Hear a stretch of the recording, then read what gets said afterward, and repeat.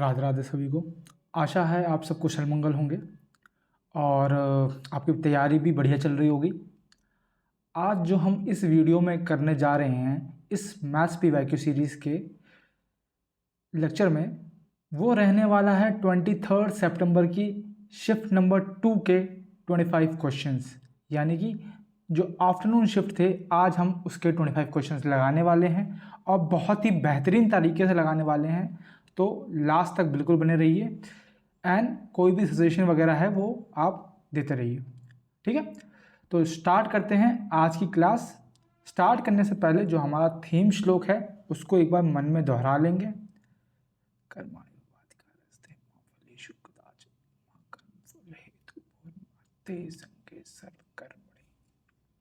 और इस श्लोक की जो पॉजिटिविटी है उसी के साथ हम आज का लेक्चर जो है वो स्टार्ट करेंगे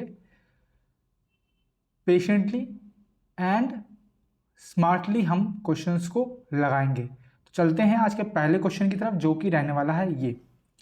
if sine A minus cos A equals to √3 minus √2 upon 2 then find the value of sine A cos A. ठीक है, अब सिंपल सी बात है। अब साइन ए कॉस ए इसमें कहाँ आता है आपको याद होगा, अगर हम इसका स्क्वायर कर दें तो ये ए स्क्वायर माइनस बी स्क्वायर बन जाएगा, है ना। तो इसको भी स्क्वायर कर देते हैं। ए स्क्वायर माइनस बी स्क्वायर का फॉर्मूला क्या होता है, वो होता है ए स्क्वायर माइनस ए स्क्वायर प्लस बी स्क्वायर, है ना, minus 2ab sign A cos ए, यही होता है। इसको स्क्वायर करेंगे तो क्या आएगा, ए स्क्वायर माइनस बी स्क्वायर यानी कि 3 + 2 माइनस 2ab यानी कि 2√6 अपॉन में 4। ठीक, आपको पता है इसकी वैल्यू 1 होती है ना। तो आप लिख सकते हैं 1 minus 2 sine A cos A equals to 5 minus 2√6 by 4। अब इसको इधर भेज दीजिए, इसको इधर भेज दीजिए, तो क्या होगा, पॉजिटिव हो जाएगा। तो ये आ जाएगा 1 माइनस 5 माइनस 2√6 अपॉन 4, यहाँ पे 2 साइन कॉस। ठीक है, सॉल्व कीजिए इसको। 4 एलसीएम आएगा, ठीक है, 4 एलसीएम माइनस 5, ये अंदर वाला प्लस हो जाएगा, इक्वल्स टू 2 को भी इधर भेज दीजिए तो हाफ हो जाएगा इधर। तो अब हमारे पास साइन ए कॉस ए की वैल्यू यहाँ से निकल के आ जाएगी। सॉल्व कीजिए, ये -1 आएगा तो ये आएगा √2 माइनस 1, ठीक है, 4 के 8। तो ये कौन सा ऑप्शन है, ये ऑप्शन नंबर आपका है सी। तो ये आपका आंसर हो जाएगा, ठीक है। तो इस तरह से सिंपल वे में, ज़्यादा हमें वो कुछ दिमाग लगाने की ज़रूरत नहीं है, ना ही ए की वैल्यू कुछ अज्यूम करने की ज़रूरत है। सिंपली अगर आप करेंगे तब भी आप आंसर निकाल सकते हैं। आगे चलते हैं। हमें एक बार ग्राफ दे रखा है ना, और उसमें बोला गया है this bar chart shows the year wise percentage hike in the fuel price with respect to previous year. ठीक है, फ्यूल हाइक बता रहा है, तो आपको बताना है in how many years did the fuel prices not rise. तो कौन से साल में, कितने सालों में जो है जो फ्यूल का प्राइस है वो बढ़ा नहीं है, ये आपको बताना। देखो, यहाँ से यहाँ बढ़ा है, यहाँ से यहाँ घटा है, बड़ा है बड़ा है बड़ा है बड़ा है ना। ठीक है, मतलब कहीं ना कहीं बढ़ा ही है। ठीक है, अब आपको सोच रहे होंगे कि क्या बोलते हैं, यहाँ से यहाँ तो घटा है ना, तो क्यों एक साल हो सकता है कि नहीं हो सकता। लेकिन आपसे वो पूछा नहीं है ना, आपसे क्या बोला है, with respect to previous year बोला है ना, समझ लो। तो आपसे यहाँ पे पूछा कि कौन सा नहीं बढ़ा है, मतलब ये कौन से कांस्टेंट रहा है। एक्चुअली में क्या है, ये क्वेश्चन जब सीजीएल में आया था तो इस पे क्वेश्चन उठे थे, है ना। और क्या बोलते हैं, ये एसएससी ने फिर जब आपको पता है 100 रुपीज़ देने पड़ते हैं, फिर आप अपना क्वेश्चन रेज कर सकते हैं। लेकिन आंसर जो है उन्होंने 0 ही माना है। उन्होंने जो ये आप देख रहे हैं कि यहाँ पे जो है डिक्रीज़ हुआ है ना, पर आप अगर देखा जाए तो ये राइज तो हुआ है लेकिन नेगेटिव वे में हुआ है, लेकिन राइज तो हुआ है। तो उन्होंने इस तरह से इसको जस्टिफाई किया था। तो इसका आंसर जो है उन्होंने माना था वो 0 माना था। तो आप भी अगली बार ये ध्यान देंगे कि ये जो देख रहे हैं आप, ये राइज हुआ है बट नेगेटिव वे में है। ठीक है, नेगेटिव राइज है बट राइज तो है, कांस्टेंट तो नहीं है। ठीक है, तो आई होप आपको ये थोड़ा सा क्लैरिटी मिल गई होगी। तो अब अगली बार जब क्वेश्चन करेंगे ध्यान देंगे। आगे चलते हैं। अगला क्वेश्चन है the least number which must be subtracted from this so as to obtain a sum that is divisible by 11। तो 11 का डिविजिबिलिटी टेस्ट क्या बोलता है? वो बोलता है कि ऑड नंबर की प्लेसेस के जो सम है उसको अगर इवन नंबर से माइनस करेंगे तो जो आंसर आएगा वो आपका डिफरेंस जो आएगा वो 11 से डिवाइड होना चाहिए। देखो 7 + 7 + 7 + 5 यानी कि 26, ठीक है। और इवन प्लेस देखो 8 + 2 10 + 4 14, तो 26 - 14 कितना होता है? 12 होता है। तो 12 में से क्या घटा दें ऐसा कि वो 11 से डिविजिबल हो जाए? तो आप कहेगा 1 घटा दीजिए, जाहिर सी बात है, अगर 1 घटा देंगे तो 11 हो जाएगा, और 11 जो है वो 11 से डिविजिबल होता है। तो ये बहुत ईजी क्वेश्चन था, ठीक है। तो इस चीज़ का आपको ध्यान रखना, और मैंने आपको बताया है कि डिविजिबिलिटी टेस्ट जो है कैसे ना कैसे घुमा फिरा के जो है वो पूछता ही है, तो ये चीज़ आपको ध्यान रखना है। सेकंड पे आते हैं, अगले क्वेश्चन पे आते हैं। अब motor boat who speed is 15 km/h in still water, ठीक है। स्टिल वाटर में उसकी स्पीड है 15 km/h मोटर बोट की, goes 50 kilometre down stream and come back, मतलब कि अपस्ट्रीम भी 50 किलोमीटर ही चलती है, मतलब डिस्टेंस जो है वो आपका कांस्टेंट है। डिस्टेंस क्या है? कांस्टेंट है, याद रखना। In a total time of 7 hours 30 minutes, तो 7 hours 30 minutes में जो है वो डाउन स्ट्रीम भी जाती है और वापस भी आ जाती है। टोटल टाइम जो है उसको 7 hours 30 minutes लगता है। तो आपको पता है ये फॉर्मूला, सिंपल सी बात, आपको पता है कि टाइम जो होता है वो डिस्टेंस अपॉन स्पीड होता है ना, ये तो आपको पता ही है। लेकिन जब डिस्टेंस इक्वल हो दोनों केस में तो आप उसको सिंपली लिख सकते हैं 2d बोट की स्पीड का स्क्वायर माइनस स्टिल वाटर की स्पीड, स्ट्रीम की स्पीड, ठीक है। तो हमें स्ट्रीम की स्पीड ही निकालनी है, मतलब ऐसे ही निकालना है हमें, तो सिंपल से वैल्यू पुट कर दो। डिस्टेंस कितना है? 50, बोट की स्पीड कितनी है? 15, 15 का स्क्वायर माइनस स्ट्रीम का स्क्वायर स्पीड, तो 2, और इसकी वैल्यू कितनी दी है? 7.5 hours, 7.5 hours। इसको आप लिख सकते हैं कितना? 15/2 लिख सकते हैं। तो इसकी वैल्यू कितनी दे रखी है? 15/2 दे रखी है। इतना आपको आई होप क्लियर होगा। तो 2 × 50 × 15, 15 का square 225 minus s square, cut कर लो जो कट हो रहा है, तो कट तो हो ही रहा है, सामने सामने 15 15 साफ साफ कट रहा है भाई, ठीक है। तो ये हो जाएगा 225 minus s square equals to 50 × 200, 100 × 200, S square आपका 25 आ जाएगा। अगर एस स्क्वायर 25 हो तो एस कितना आएगा? एस आपका 5 km/h आ जाएगा। तो 5 km/h जो है स्ट्रीम की स्पीड हो जाएगी। आई होप आपको क्लियर हो गया होगा। और ये जो चीज़ है, ये चीज़ आप हमेशा दिमाग में रखेंगे कि जब भी डिस्टेंस जो है वो इक्वल रहता है डाउन स्ट्रीम और अप स्ट्रीम का, तो उसको हम बिना इक्वेशन बनाए डायरेक्टली हम सॉल्व कर सकते हैं। और चलो, अगर आप बेसिक से करोगे तो कैसे करोगे, मैं ये भी बता देता हूँ आपको। आपको पता है कि आपको क्या पता है? Time equal to distance upon speed होता है, ये तो आपको पता ही है ना। तो देखो 50 डिस्टेंस है और डाउन स्ट्रीम बोट माइनस क्या बोलते हैं, डाउन स्ट्रीम और अपस्ट्रीम की ऐड करना है, तो 50/b + s, है ना। डाउन स्ट्रीम और अपस्ट्रीम की स्पीड आपने प्लस कर दी upon distance equals to total time कितना लगा था उसको? 15/2 लगा था। बात क्लियर? अब एलसीएम लेंगे तो 50 कॉमन आ जाएगा, एलसीएम लेंगे तो ऊपर आएगा b + s और क्या बोलते हैं प्लस b - s, और यहाँ पर आ जाएगा b² - s², 15/2। अब देखो s s कट गया तो 2b आ गया ये, तो 50 × 2b upon b² - s² equals to 15/2। और वही हमने डायरेक्ट यहाँ पे सेम चीज़ वही यहाँ पे वही चीज़ लिखी है, ठीक है। तो हम इतना प्रोसेस जो है वो ऑलरेडी निकाल देते हैं अगर हमें ऑलरेडी पता है कि अगर डिस्टेंस डाउन स्ट्रीम और अपस्ट्रीम जो है वो सेम होता है तो हम इसको कैसे लिख सकते हैं। तो ये स्टेप आपने जो है एलिमिनेट कर दिया, ठीक है। कोई ट्रिक नहीं है भाई, ये कोई ट्रिक नहीं है, मैं आपको बता दूं बेसिक बेसिक से भी करोगे उतना ही लगेगा, बस थोड़ा सा टाइम ऐड हो जाता है। तो हमने कुछ स्टेप जो है वो माइनस कर दिए सोचते हुए। और ये ऐसा नहीं है किसी एक केस में, दो केस में, हर केस में है। जिस केस में भी डिस्टेंस सेम है डाउन स्ट्रीम और अपस्ट्रीम चेस करने में, तो वहाँ पे ये आप लगा सकते हैं। आई होप आपको क्लियर हो। आगे चलते हैं। The length breadth and height of a room कैसा होता है? लेंथ ब्रेथ हाइट भी रखी तो रूम कैसा होगा? क्यूबॉइड होगा, जाहिर सी बात है। लेंथ उसकी 15 है, ब्रेथ उसकी 9 है और हाइट उसकी 5 है रिस्पेक्टिवली, ठीक है।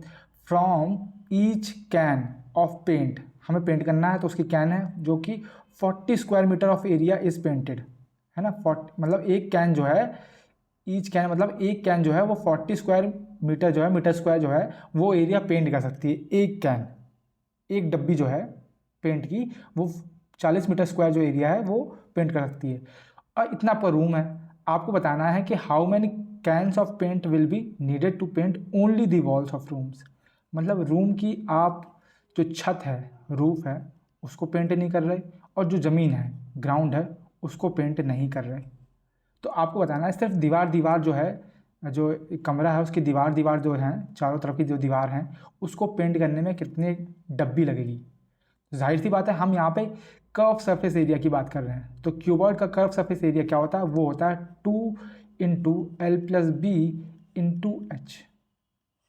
ये कर्व सरफेस एरिया होता है किसका? क्यूबॉइड का। तो ये याद रखना है। अब निकाल लो, L कितना है? 15 + 9, और H कितना है? 5। और एक डब्बी से आप कितना पेंट कर सकते हो? 40 मीटर स्क्वायर। तो 40 से डिवाइड कर दो, 2 20, 5 चौको, तो 15 24, 24/4, यानी कि 6 डब्बी आपकी लग जाएंगी। 6 डिब्बी आपकी लग जाएंगी उस चारों दीवार को पेंट करने के लिए, ठीक है। तो सी से हमने कर दिया। अब सेम चीज़ है, कुछ और रिवाइज कर लेते हैं। क्यूबॉइड का हम वॉल्यूम और टीएस से भी याद कर लेते हैं, टोटल सरफेस एरिया और वॉल्यूम क्या होती है।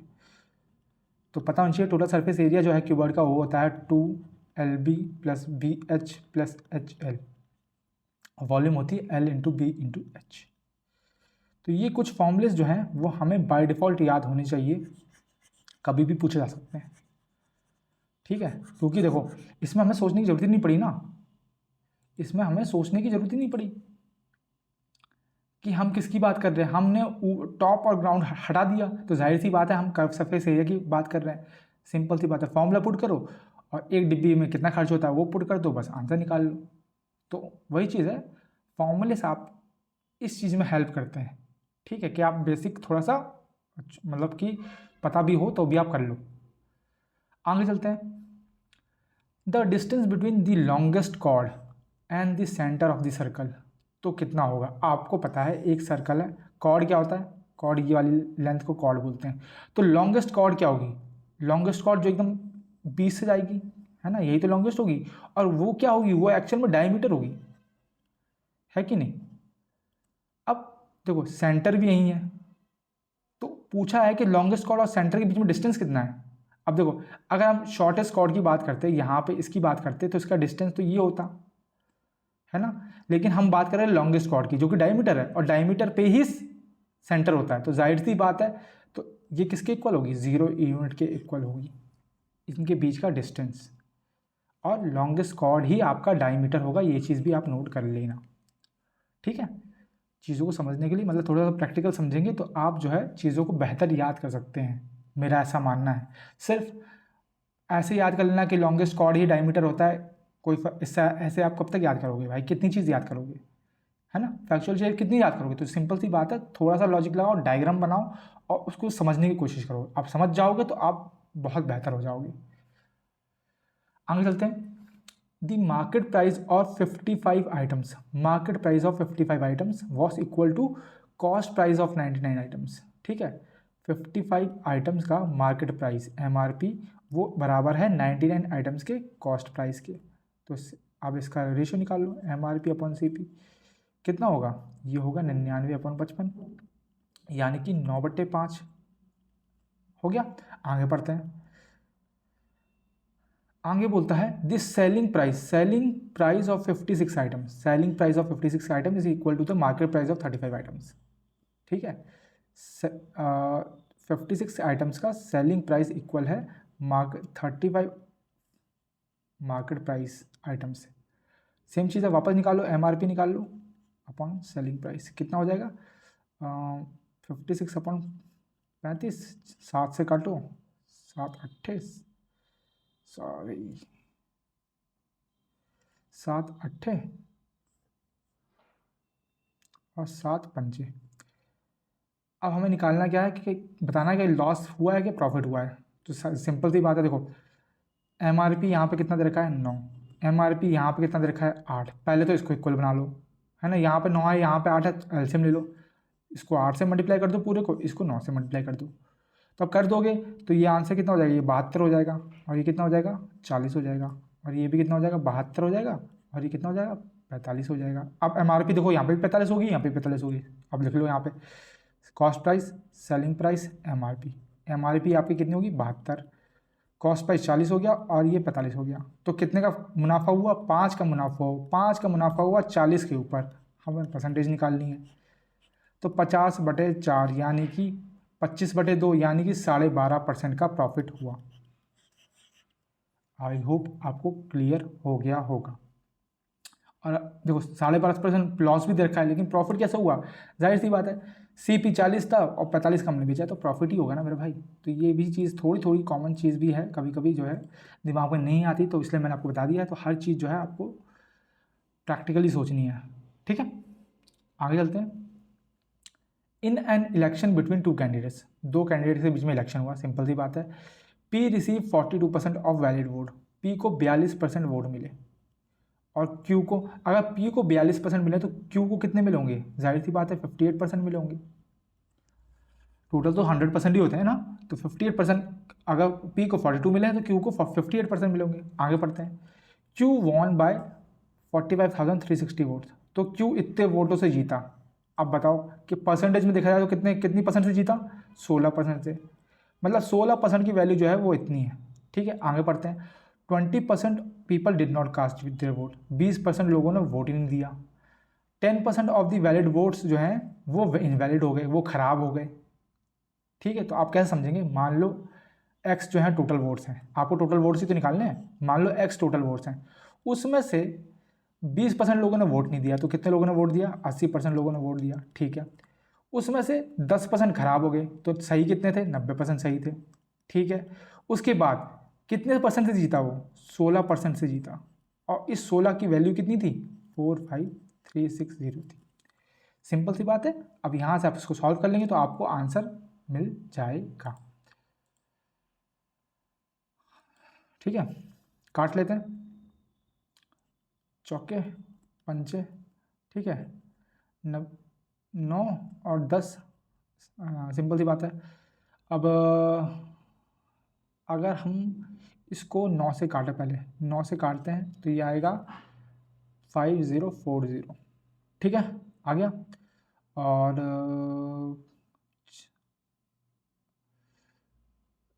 4 से काटते हैं, ये 2 हो जाएगा, ये हो जाएगा कितना 5 हो जाएगा। इसको काट लेते हैं, ये इतना हो जाएगा 100 ये 50 हो जाएगा। ठीक है, और 4 से काटें, 2 से काटते हैं, ये 8 हो जाएगा, और कितना हो जाएगा, ये 25 20 हो जाएगा। और 8 से काटेंगे तो क्या कटेगा, हाँ बिल्कुल कटेगा, इतना आ जाएगा, ये आ जाएगा 315। तो x की वैल्यू कितनी आ जाएगी 315 इंटू 5 इंटू 5 इंटू 50। अब आप बोलेंगे कि कैलकुलेशन आपने तो बहुत बड़ी कर दी, तो हम आसान कर देते हैं। सिंपल सी बात समझो, देखो यहाँ 50 से मल्टीप्लाई है तो लास्ट में तो 0 आएगा ही आएगा, ये बात तो क्लियर होगी। उससे पहले क्या आएगा, देखो 5 पंचे 25, 25 के लास्ट में 5 आता है, 5 पंचे 25, लास्ट में क्या आता है 25, 5 आता है, लास्ट में क्या आएगा 5। तो इसके बाद जो है वो 5 आएगा यहाँ पे। तो देख लो सेकंड प्लेस पे कहाँ पे 5 है, ये इसमें नहीं है, इसमें नहीं है, इसमें नहीं है, यही एक है। तो यही हमारा आंसर हो जाएगा। होगी ना कैलकुलेशन आसान, समझे, हमने लास्ट डिजिट से आंसर निकाल लिया, कैलकुलेशन बड़ी करने की ज़रूरत नहीं है। ठीक है, तो ये है स्मार्ट मूव मतलब आप इस तरह से करेंगे तो आप ज़्यादा आसानी से कर सकते हैं। ठीक है, आगे आते हैं। Hema is 20 years old। Hema जो है 20 साल की है। Her sister Neha is 30 years old। उसकी बहन जो है 30 साल की है। हाउ मैनी ईयर्स अगो, कितने साल पहले उनकी एज का रेशियो था 3/5। कितने साल पहले मतलब माइनस करना पड़ेगा। तो मान लो नेहा 20 साल की है और ये 30 साल की है, तो कितने साल पहले, अगर 3 साल लेते हैं तो 3 साल पहले, 3 साल पहले ये कितने की होगी, 17 की होगी। ये कितने की होगी, 27 की होगी। क्या इनका रेशियो 3/5 आ रहा है, नहीं आ रहा। 2 साल पहले लेते हैं, 2 साल पहले कितने की होगी, ये 18 की होगी और ये 28 की होगी। क्या इनका रेशियो कट के 3/5 आ रहा है, नहीं आ रहा। 7 के लेते हैं, 7 साल पहले ये कितने की होगी, 13 की होगी और 7 साल पहले ये कितनी की होगी, 23 की होगी। क्या इनके बीच में 3/5 आ रहा है, नहीं। तो एक ही ऑप्शन बचा है, वही हमारा आंसर होगा। देख लेते हैं एक बार। 5 साल पहले ये 15 की होगी और ये कितनी की होगी, 25 की। कट कर लो, 5 दिए और 5 पंचे, तो 3/5 आया कि नहीं आया। सिंपल। ठीक है, हमने किसके थ्रू कर दिया, हमने कर दिया ऑप्शंस के थ्रू। अगर आप वैसे करते तो जाहिर सी बात है आप ऐसे करते, इसकी एज 20 थी, इसकी एज 30 थी, इसमें से कुछ कितना माइनस करें, इसमें से कितना माइनस करें कि कितना हो जाए, 3/5 हो जाए। फिर आप इसकी इक्वेशन बनती। अब फिर आप जो है एक्स की वैल्यू निकालते और आपको एक्स की वैल्यू जो मिल जाती वो आपका आंसर हो जाता। मैं ये नहीं बोल रहा कि ये गलत है, ये बेसिक है।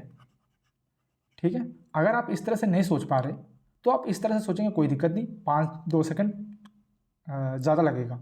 और अगर आप ऐसे question repeatedly over the time practice करते रहेंगे तो वो 5-6 सेकंड जो हैं वो भी नहीं लगेंगे, क्योंकि आप उस समय इतना तेजू हो चुके होंगे, तेजू बच्चू बन चुके होंगे कि आप जो है खटाखट खटाखट खटाखट दिमाग में सॉल्व कर रहे होंगे। तो मेथड इंपॉर्टेंट नहीं है, प्रैक्टिस इंपॉर्टेंट है। कोई भी एग्ज़ाम हो, एसएससी की बात नहीं कर रहा मैं, यूपीएससी हो, सीडीएस हो, एफकैट हो, यूपी पुलिस हो, यूपीएसआई हो, कोई भी हो, अगर आप प्रैक्टिस करते रहेंगे, ठीक है, तो आप बेहतर हो जाएंगे, आपके चांसेस बढ़ जाएंगे। ठीक है, आगे चलते हैं। A B is a chord, is the chord of a circle with centre O. ठीक है, एक सर्कल है, सर्कल मेरा थोड़ा अच्छा नहीं बनता है, कोशिश कर रहा हूँ मैं। ठीक है, इसका सेंटर ओ है, ए बी कॉर्ड है और a a line segment D O C originating from point D on the circumference of the circle in the major segment meets A B. ठीक है, मिलती है कहाँ, प्रोड्यूस्ड एज सी, सी पे मिलती है, तो सी मतलब बाहर होगी, जाहिर सी बात है। तो लाइन सेगमेंट डी ओ सी है ना, डी ओ सी जो है यहाँ मिलती है, ये सी है, ये डी है, और ये ए बी जो हमारी कॉर्ड थी उससे मिलती है, तो ये हमारी ए बी, इसको बी मान लो, इसको ए मान लो। आगे पढ़ते हैं। Such that B C equals to O D, B C हमारा जो है, बी सी जो है वो ओ डी के इक्वल है, ओ डी इसके इक्वल है। बात समझ में आई। ठीक है, अब हमें निकालना क्या है, हाँ, और हमें बी सी ओ एंगल दे रखा है, बी सी ओ, ये एंगल जो है हमें कितना दे रखा है, 30 डिग्री दे रखा है, ये एंगल 30 डिग्री दे रखा है। हमें ए ओ डी निकालना है, ए ओ डी मतलब ये मैच, ये वाला एंगल हमें निकालना है, ये हमें क्वेश्चन मार्क लगा देता हूँ, ये एंगल हमें निकालना है। ठीक है, अब इसको जोड़ दिया तो इसको भी जोड़ दो भाई। तो आप देख पा रहे होंगे मेरे दोस्त, आप क्या देख पा रहे होंगे कि ये तो रेडियस है कि नहीं, ये रेडियस है, ये भी रेडियस है और ये भी रेडियस है, तो रेडियस रेडियस सब इक्वल होंगी कि नहीं होंगी, समझ रहे हो। ये भी आपकी रेडियस है, ये भी आपकी रेडियस है और ये भी आपकी रेडियस है, तो तीनों तो पहले से इक्वल होगी, और ये इसके इक्वल है, तो जाहिर सी बात है O D equals to O A equals to O B होगा, क्योंकि ये रेडियस है, और क्योंकि ओ डी जो है वो बी सी के इक्वल है, तो ये सब ये भी इक्वल हो जाएगी। समझ में आई बात। अब बात समझो, ये ट्रायंगल देखो आप, ये ट्रायंगल देखना, ये वाला ट्रायंगल, ये ट्रायंगल की बात कर लेते हैं हम पहले। ठीक है,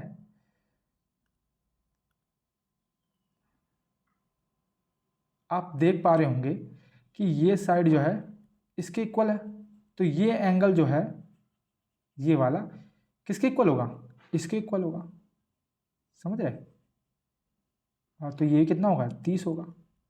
अगर ये 30 है, ये 30 है, तो ये कितना होगा, एंगल सम प्रॉपर्टी लगा लो, 180 होता है सबका, तो 30 + 30 60, ये कितना हो जाएगा, ये हो जाएगा 120।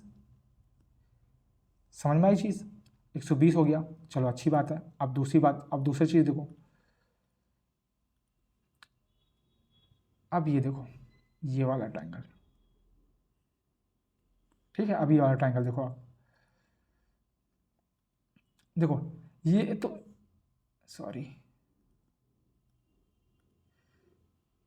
ये 120 हो गया, तो ये कितना हो जाएगा, ये 60 हो जाएगा।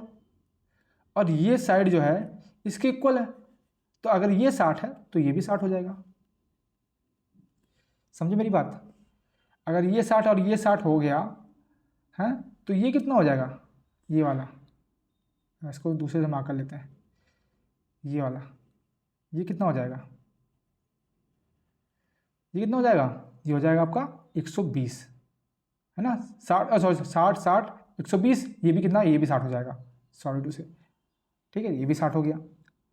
अब आपको निकालना है ये वाला एंगल है, तो आपको साफ साफ दिख रहा है मेरे दोस्त, साफ साफ दिख रहा है आपको, क्या दिख रहा है कि देखो ये स्ट्रेट लाइन है, तो ये पूरा एंगल 180 होगा, तो 180 होगा पूरा एंगल, मतलब एंगल DOC जो है वो 180 होगा। और DOC में 3 एंगल बने हैं, एक एंगल ये है, एक एंगल ये है, और एक एंगल ये है। तो एक एंगल 60 है, एक एंगल 90 है, तो 90 + 30 प्लस एंगल AOD मतलब ये वाला एंगल जो है AOD, इनके सम होगा 180। तो ये 180 से 120 माइनस कर दो, तो ये वाला एंगल कितना हो जाएगा, ये आपका हो जाएगा 60 डिग्री। हाँ, क्या गलती कर दी मैंने, कुछ तो मैंने गलती कर दी। अच्छा सॉरी सॉरी सॉरी सॉरी, ये मैंने 90 लिख दिया, यहाँ पे 60 है, ये 60 है, ठीक है, ये 60 है, आई एम सो सॉरी, ये आपका कितना है, 60, ठीक है। तो ये 90, तो कितना हो गया, 90 हो गया आपका AOD, कितना हो गया, 90 आपका AOD हो गया। आई होप आपको इजीली समझ में आएगा, है ना। थोड़ा खचपच हो गया है, लेकिन वो खचपच मैंने आपको समझाने के लिए किया है। अगर आप स्टेप बाय स्टेप देखे होंगे तो आपको इजीली जो है वो समझ में आ जाएगा, ठीक है। आगे चलते हैं। 11th क्वेश्चन है, the following pie chart shows the percentage distribution of expenditure incurred in the publishing a book. एक बुक को पब्लिश करने में जितना खर्चा आता है वो इस डायग्राम में दिखा रखा है। आपसे पूछा है, आपसे पूछा क्या है, if the expenditure on royalty is in publishing certain number of books is 43,500। अगर रॉयल्टी में जितना खर्चा है उसकी बात करें, जो कि यहाँ पे 15% दे रखा है, तो उसकी वैल्यू आपको दे रखी है 43,500 जो है रुपये आपका खर्चा होता है सिर्फ रॉयल्टी में। तो आपको बताना है कंबाइंड ट्रांसपोर्टेशन, बाइंडिंग और प्रिंटिंग पे कंबाइंड कितना है। तो ट्रांसपोर्टेशन यहाँ पे रखा है कितना है, 10%। बाइंडिंग कितना है, बाइंडिंग यहाँ रखा है 16%। और प्रिंटिंग कितना है, 25। तो टोटल इन तीनों को अगर जोड़ेंगे तो कितना आएगा, आएगा 51% है ना। तो अब इसको करने के 2 तरीके हैं। देखो पहला तरीका क्या है, पहला तरीका जो मैं प्रेफर करता हूँ, देखो 51 जो है 51% आपको पता है कैसे, इसको 3 × 17 ले सकते हैं, है ना। 3 × 17 51 होता है। तो मतलब जो हमारा आंसर होगा वो 3 का भी मल्टीपल होगा, 17 का भी मल्टीपल होगा, समझ रहे हो। 3 का भी मल्टीपल होगा, 17 का भी। तो देख लो आप, 17 से पहले देख लेते हैं। तो 17 से 1, ये नहीं कटेगा, ये कटेगा 17 से, नहीं कटेगा, ये कटेगा, ये भी कटेगा। तो 17 से ही कट रहा है। अब 3 से देख लेते हैं, ठीक है। अब 3 से देख लेते हैं, 1 + 7 8 8 8 और 18 और 8 कितना होता है, 26। तो ये 3 से नहीं कटेगा। और 5 7 12 12 9 21 कटता है, बिल्कुल कटेगा। तो ये दोनों से कट रहा है, तो मतलब हमारा आंसर जो है वो यही हो जाएगा। आई होप आपको क्लियर हो गया होगा। हमने मल्टीपल्स का यूज़ किया। किसका? मल्टीपल्स का। हमें पता चला कि 51 जो है परसेंट वो 3 और 17 का मल्टीपल होता है, तो हमने 3 से भी चेक कर लिया, 17 से भी चेक कर लिया, इजीली हमने फटाफट कर लिया एलिमिनेट करके ऑप्शन के थ्रू। दूसरा क्या है, दूसरा तरीका क्या है वो भी मैं आपको बता देता हूँ, आपको घबराने की दिक्कत नहीं है। आपको 15% की वैल्यू दे रखी है इतनी, तो आप उससे 1% की वैल्यू निकाल लेंगे। 1% से कुछ वैल्यू आएगी, वो लिख देता हूँ मैं, क्या ही आएगी, आपको क्यों ही दिक्कत देना, तो लिख देता हूँ कष्ट करके। तो वो आएगी 43,500 अपॉन 15। ठीक है, और आपको निकालनी है 51% की, 51 की निकालनी है, तो मल्टीप्लाई कर दो 500, 15 इंटू 51। 3 से काटेंगे 5, 3 से काटेंगे 17, और 5 से काटेंगे तो ये आएगा 5 8 40 7 0 0। अब इसको 17 से मल्टीप्लाई कर लीजिए, आपका आंसर मिल जाएगा। क्लियर? तो आप ये दोनों तरीके किसी से भी प्रेफर कर सकते हैं। ठीक है, लेकिन अगर आपके पास टाइम कम है तो मैं आपको यही बोलूँगा कि ऑप्शन के थ्रू एलिमिनेट करने की कोशिश किया कीजिए। एक क्वेश्चन से नहीं होगा, मेरे बोलने से भी नहीं होगा, 2-3 बार आप कोशिश कीजिए तो आपको आंसर मिल जाएगा। आगे आते हैं। अच्छा, फिर से पाई चार्ट वाला क्वेश्चन आ गया। इसमें हमें डिस्ट्रीब्यूशन ऑफ एक्सपेंडिचर दे रखा है in publishing a book. Same चीज़ है क्या? नहीं नहीं नहीं नहीं, अलग अलग क्वेश्चन है। ठीक है, तो हमें वही सेम चीज़ बता रखी है कि एक बुक को पब्लिश करने के लिए कहाँ कहाँ खर्चा आता है, वो कितने परसेंट में दे रखा है। आपको निकालना है what is the central angle of the sector corresponding to expenditure incurred on binding. Binding पे जो खर्चा परसेंट खर्चा हो रहा है उसमें एंगल कितना है, उसका एंगल कितना है, ये वाला एंगल निकालना है आपको। इस एंगल की वैल्यू निकालनी है। तो आपको पता है टोटल कितना है, 360 डिग्री है, जो कि 100% पे डिनोट कर रहा है ना। आपको निकालना है 23% का, 23% का आपको निकालना है। तो 1% का क्या होता है, 1% का आपको देख सकते हैं 3.6 डिग्री होगा, तो 23% का कितना होगा, इंटू 36/10। सॉल्व कर लीजिए। अब मेरा खुफिया दिमाग क्या बोलेगा, जैसे मैंने बताया कि हमें बाइंडिंग का निकालना है, और बाइंडिंग का 23% है, मतलब जो आंसर है वो 23 का मल्टीपल होना चाहिए। आंसर जो है वो 23 का मल्टीपल होगा ही होगा। तो चेक करते हैं, ये कटेगा, नहीं कटेगा, ये कटेगा, नहीं कटेगा, ये कट रहा है, ये तो कट रहा है, ये वाला देख लेते हैं एक बार, 23, ये भी नहीं कट रहा, तो एक ही ऑप्शन बचा, तो यही हमारा आंसर हो जाएगा। आई होप आपको मैं इजीली समझा पाया हूँगा। ठीक है, आप इससे भी कर लीजिए, कोई इशू नहीं है। ठीक है, इससे भी आपको आंसर निकल के मिल जाएगा। ठीक है, तो ये तरीके थे, 2 तरीके थे मैं जिसे करता हूँ, और बेसिक तरीका क्या है मैंने आपको दोनों समझा दिए। आपको जो पसंद आता है आप उससे कर सकते हैं। आगे आते हैं, सिंप्लीफिकेशन का क्वेश्चन है। सिंप्लीफिकेशन में मैंने आपको बताया है 2 ही रूल्स हैं, मैं मतलब ये मेरे पर्सनल रूल्स हैं। पहली चीज़ स्लो एंड स्टडी, आराम से करना है। दूसरी चीज़ बॉड मास का फॉलो करना है। तो बॉड मास में पहले ब्रैकेट होता है, ब्रैकेट के अंदर देखेंगे, ब्रैकेट के अंदर डिवाइड होता है, तो पहले डिवाइड करेंगे, डिवाइड किया 3 आया, फिर मल्टीप्लाई करेंगे, 4 3 12 आया, 18 में से 12 गया कितना आया 6, 25 में से 6 माइनस करना है तो कितना आएगा 19, आपका आंसर आ जाएगा। ठीक है, आई होप आपको समझ में आया होगा।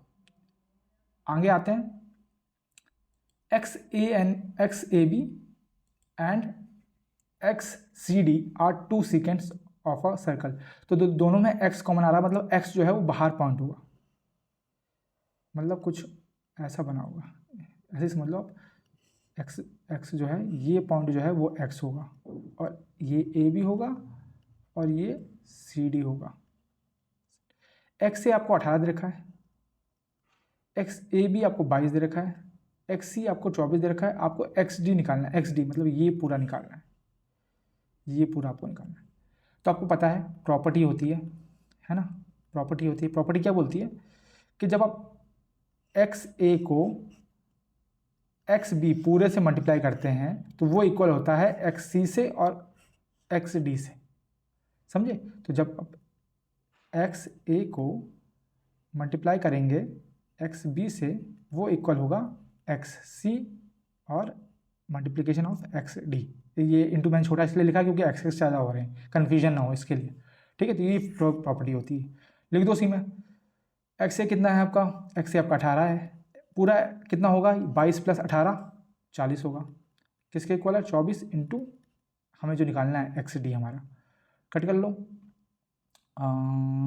चौके तिया दाहम, एक्स डी कितना आ गया, एक्स डी आपका आ गया 30, तो 30 आपका ऑप्शन नंबर सी आपका आंसर हो जाएगा। आई होप आपको क्लियर हो गया होगा। ठीक है, ये प्रॉपर्टी है, मार्क ही कर देता हूँ यहाँ पे, ये आपको प्रॉपर्टी याद रखनी है। ठीक है, ये प्रॉपर्टी आपको याद रखनी है। ओके, आगे चलते हैं। हमें एक टेबल दे रखा है, ठीक है, और डेज ऑफ वीक्स और डिस्टेंस जॉगिंग करते हुए कितना हम डिस्टेंस ट्रैवल करते हैं। मंडे को हम 6 किलोमीटर चलते हैं, ट्यूसडे को हम 5.5, वेडनेसडे को 5.5, थर्सडे को 7, फ्राइडे को 5 और सैटरडे को 3.5, सैटरडे को हम 7.5। हमसे बोला गया है if 300 calories are burn jogging 6 kilometre, 6 kilometre दौड़ने में 300 कैलोरी बर्न होती हैं, तो how many calories were burn in the given week, पूरी वीक में कितनी होंगी, तो पूरी वीक में जोड़ लो कितना डिस्टेंस है, 6 और 11 17 34 अच्छा सॉरी 6 और 11 17 17 7 24 29 29 39 और 5 39 और 1 40 किलोमीटर हमने ट्रैवल किया। तो 6 किलोमीटर में 300 होती तो 1 किलोमीटर कितनी होगी, 1 किलोमीटर में 300/6 यानी कि 50 कैलोरीज बर्न होंगी। तो 40 में कितनी होंगी, 40 × 50 यानी कि 2000 कैलोरीज आपकी बर्न होंगी पूरे हफ्ते में। ठीक है, सिंपल था, वही है जल्दीबाजी, मतलब सिंपल है, अगर जल्दीबाजी करने की कोशिश करेंगे तो गलत भी कर सकते हैं। ठीक है, ओके, आगे आते हैं अगले क्वेश्चन पे। कॉस ए, अच्छा ये ऑप्शन ए, ये बी है, ये आपका सी है, ये आपका डी है। Cos A plus cos square A equals to 1, sine square A equals to plus sine square, अच्छा साइन की पावर 4 ए इक्वल्स टू कितना होगा। ये हम क्वेश्चन ऑलरेडी देख चुके हैं, ये क्वेश्चन एक बार पहले भी आ चुका है।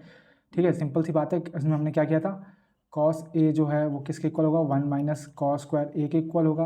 1 - कॉस स्क्वायर ए क्या होता है, साइन स्क्वायर ए होता है, तो कॉस ए जो है वो साइन स्क्वायर ए के इक्वल हो गया। सिंपल सी बात है, तो देख सकते हैं आप साइन 4 की जगह जो है ये, इसका मतलब क्या है, इसका मतलब इसको हम लिख सकते हैं, इसको हम लिख सकते हैं साइन स्क्वायर का स्क्वायर, है ना, और साइन स्क्वायर की वैल्यू कॉस है, तो ये क्या हो जाएगा, sine square plus cos square बन जाएगा। Sine square plus cos square क्या होता है, 1 होता है। तो ऑप्शन नंबर डी आपका सही हो जाएगा। ठीक है, समझ में आया, एक बार मैं समझा देता हूँ वापस से। देखो ये हमें पता चल गया, अब हमारे पास है साइन स्क्वायर ए प्लस साइन की पावर 4a, इतना है। साइन 4a को हम लिख सकते हैं साइन की पावर स्क्वायर, उसका स्क्वायर लिख सकते हैं, प्लस साइन स्क्वायर ए। साइन स्क्वायर ए की वैल्यू कितनी है, क्या है वो, कॉस ए है, तो बात डाल दो यहाँ पे कॉस ए का स्क्वायर बन जाएगा, तो अब देखो साइन स्क्वायर ए प्लस कॉस स्क्वायर ए क्या होता है, 1 होता है। आई होप आपको समझ में आया होगा। आगे आते हैं, if medians of a triangle are equal, जो मीडियंस होती हैं वो इक्वल हैं,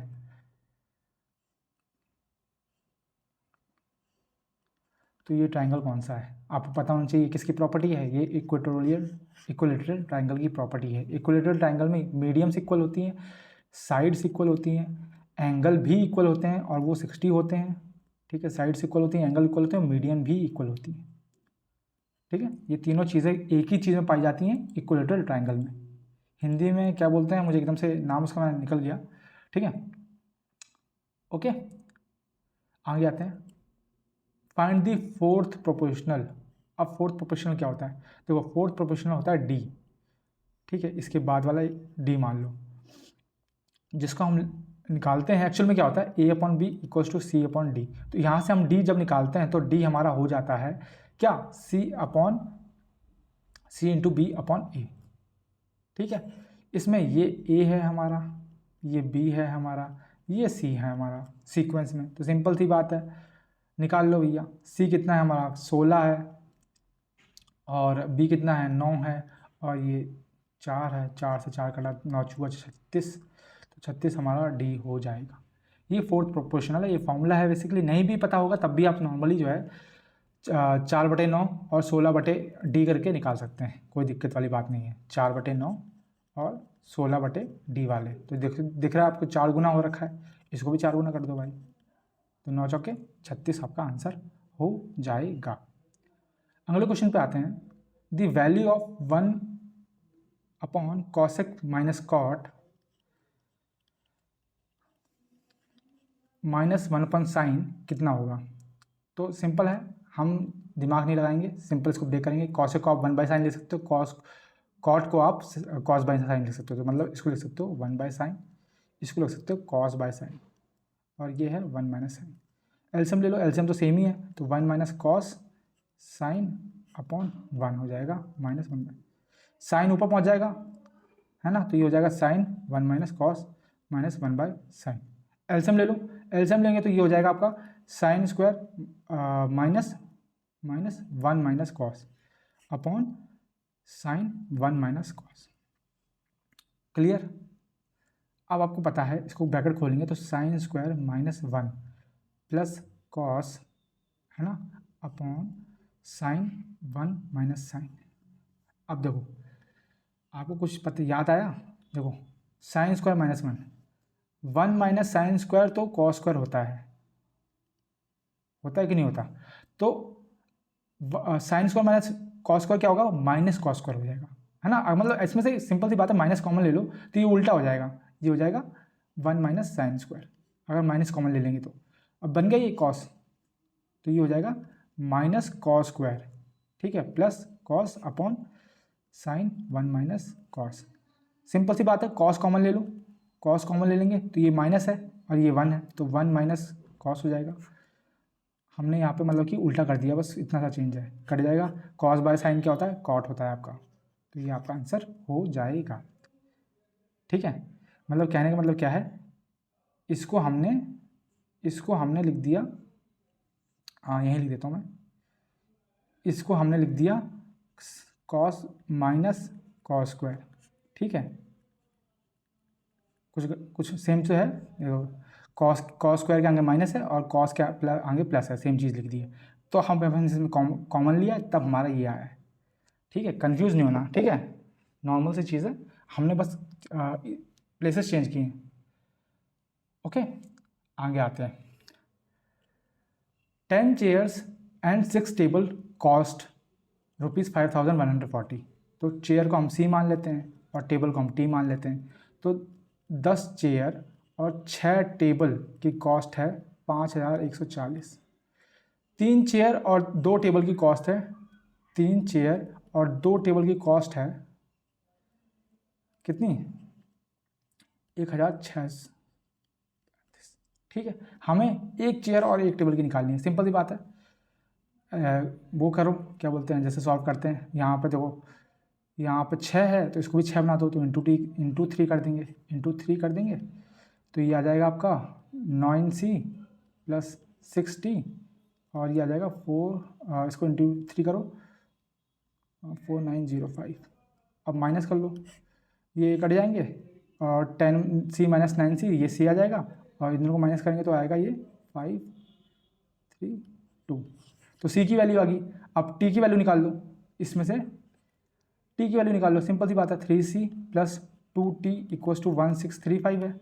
C की वैल्यू हमें कितनी पता है? 235 है, प्लस 2T = 1635, तो 2T हो जाएगा आपका 1635, इसको 3 से इंटू करो तो कितना आएगा? ये 235 705 माइनस कर दो, कितना आ जाएगा? 930। तो T की वैल्यू कितनी आ गई? T की वैल्यू आ गई आपकी 465। अब हमें दोनों की कॉस्ट पूछे, जोड़ दो, दोनों को जोड़ोगे कितना आएगा? लास्ट में 700 रुपये। ऑप्शन नंबर डी आपका सही आंसर हो जाएगा। ठीक है, इजी था, सिर्फ मतलब स्टेप्स थे, मेन चीज़ तो स्टेप्स ही थे ना। और कुछ नहीं था, तो वो चीज़ भी है, इससे भी कर सकते हो आप। आगे आते हैं, if A plus B plus C equals to 0, हमें A square plus B square plus 2ab की वैल्यू, मतलब एक सिंपल सी बात है, ये क्या होता है, ए स्क्वायर ए प्लस बी का होल स्क्वायर का फॉर्मूला है ना। तो हमें ए प्लस बी का पता है और हमें सी में निकालना है, तो सिंपल सी बात है, देखो सी को उधर भेज दो, तो ये लिखा जाएगा A plus B equals to minus C. Simple, A plus B की वैल्यू पुट कर दो, माइनस सी होती है, स्क्वायर यानी कि सी स्क्वायर आपका आंसर हो जाएगा। कौन सा है, ऑप्शन नंबर ए। ये सबसे इजी क्वेश्चन था आज के उसका, ठीक है। आगे आते हैं, the simple interest on a sum for 8 years is 3/5 of the sum, मतलब 8 साल जो ब्याज लगता है वो 3/5 ऑफ प्रिंसिपल के बराबर है। मतलब अगर मैं ऐसा ही निकालूँ तो ऐसा ही क्या होता है, P into R into T, time कितना है 8, वो बराबर है 3/5 ऑफ प्रिंसिपल के। कट कर लो, हमें रेट निकालना है, पी से पी कट गया, रेट आपका क्या होगा 3/5 इंटू 100/8, है ना। 5 से कटा ये 20 आ गया, 20 से कटा 10 आ गया, ये 4 आ गया, ये 5 आ गया, ये 2 आ गया, तो 15/2, यानी कि हम लोग उसको लिख सकते हैं 7.5%, 7.5, 7.5 सॉरी 7.5 में क्या बोल रहा हूँ, 7.5%, ठीक है। इजी क्वेश्चन था। आगे आते हैं, the market price of bedsheet is 500 rupees, bedsheet का मार्केट प्राइस 500 रुपीज़ है। At this time of sale 2 successive discount of 10% and 5% are available, हमें सेलिंग प्राइस बताना है। सिंपल सी बात है, दो तरीके हैं, या तो आप इनका डिस्काउंट निकाल लीजिए, सक्सेसिव डिस्काउंट, वो क्या होता है X plus Y minus X Y upon 100 निकाल लीजिए, फिर 100 में से माइनस कर दीजिए और उतने परसेंट से आप मतलब 500 कर देंगे, सेलिंग प्राइस निकल के आ जाएगा। मतलब सेलिंग प्राइस क्या हो जाएगा, सेलिंग प्राइस हो जाएगा 100 minus discount percentage into MRP, एक तरीका ये है, ठीक है। दूसरा तरीका क्या है, आप देख रहे हैं अगर किसी चीज़ में 10% का डिस्काउंट होता है तो कितने की चीज़ मिलती है, 90% की मिलती है। आगे 5% का डिस्काउंट होता है तो कितनी की मिलेगी, 95 की मिलेगी, और MRP कितना है 500 है ना। तो ये इसका सेलिंग प्राइस हो जाएगा, एज सिंपल एज दैट। काट लीजिए, 0 से 0 कट गया, ये 19, ये 20, ठीक है। 1 0 से 1 0 कट गया, 2 से कटा, ये 25 हो गया। तो अब आपके पास आया कितना, 9 इंटू 19 इंटू 5/2, ठीक है। 9 पंजे 45, 45 इंटू 19/2, तो 19 पंचे हो चुके, तो याद आएगा 5 427/10, यानी कि 427.50, ये सेलिंग प्राइस हो जाएगा। क्या हो जाएगा, ये सेलिंग प्राइस हो जाएगा। तो ये दूसरा तरीका है, ठीक। ये किसका है, ये फॉर्मूला किसका है, ये सक्सेसिव डिस्काउंट का फॉर्मूला है। कौन सा वाला, ये वाला, ठीक है, याद रहेगा। आगे चलते हैं, दो तरीके से बता दिया मैंने ये वाला भी। A mango juice is made by mixing water and mango, ठीक है। आम का जूस जो है वो आम और पानी दोनों से मिलने से बनता है, ठीक है। कंसनट्रेट इन 9:7, जिसमें वाटर का रेशियो 9 है और मैंगो का रेशियो 7 है, ठीक है। अगर x लीटर पानी ऐड करते हैं और 3x लीटर मैंगो ऐड करते हैं 160 लीटर मैंगो में, मतलब टोटल मिक्सचर कितना है 160 है, मतलब कि देखो 9 + 7 यानी कि 16 का रेशियो जो है उसका मतलब है 160 लीटर, तो एक रेशियो का मतलब कितना होगा 10 लीटर, ठीक। आगे बढ़ते हैं, तो हम 160 लीटर में जो है x लीटर पानी और 3x लीटर मैंगो ऐड करते हैं, तो वो नया रेशियो बन जाता है 13:14। तो आपको बताना है कि नए मैंगो के जूस की क्वांटिटी कितनी थी, ठीक है। सिंपल सी बात है, आप ऐसे समझो। देखो पहली बात क्या है, हमने एक के रेशियो निकाल लिया, तो मतलब कि हमने मैंगो जूस हमारा पानी कितना है हमारा 90 है और ये कितना है 70 है, इतनी चीज़ समझ में आ गई। तो 90 में हम x लीटर पानी जोड़ रहे हैं और 70 लीटर मैंगो में हम 3x लीटर ऑफ मैंगो का वो जो भी है घोल वो जोड़ रहे हैं, और हमें नया मिक्सचर मिल रहा है 13/14 के रेशियो में, ठीक है। सिंपल सी चीज़, आप इसको वो कर लो, 14 90 + x = 13 70 + 3x, 14 14x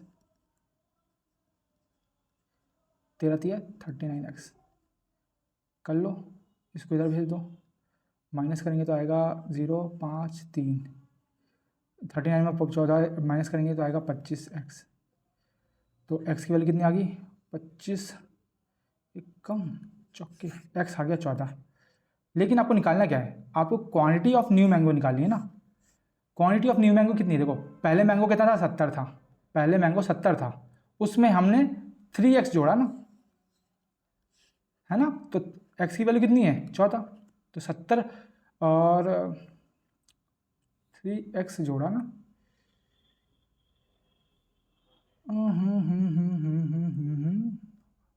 new mango juice, I am so sorry, mango concentrate की बात नहीं कर रहा, पूरे जूस की बात कर रहा है। यही मैं सोच रहा हूँ कि गलती मैं कर क्या रहा हूँ, और गलती मुझसे हो ही जा रही है। तो इसको भी माइनस कर देते हैं, ये नहीं है, पूरे हम जूस की बात कर रहे हैं यहाँ पे। तो पूरा जूस, नया वाला पूरा जूस, पूरा जूस जो है वो कितना होगा, देखो पहले जूस कितना था 160 लीटर था, उसमें हमने x जोड़ा और 3x जोड़ा, मतलब 4x जोड़ा। तो 160 में हमने 4x जोड़ दिया, तो 4x यानी कि 4 × 14 52, तो 160 + 52 यानी कि 216 आपका आंसर हो जाएगा। 216 लीटर जो है अब नया बन के आ गया हमारा मैंगो जूस।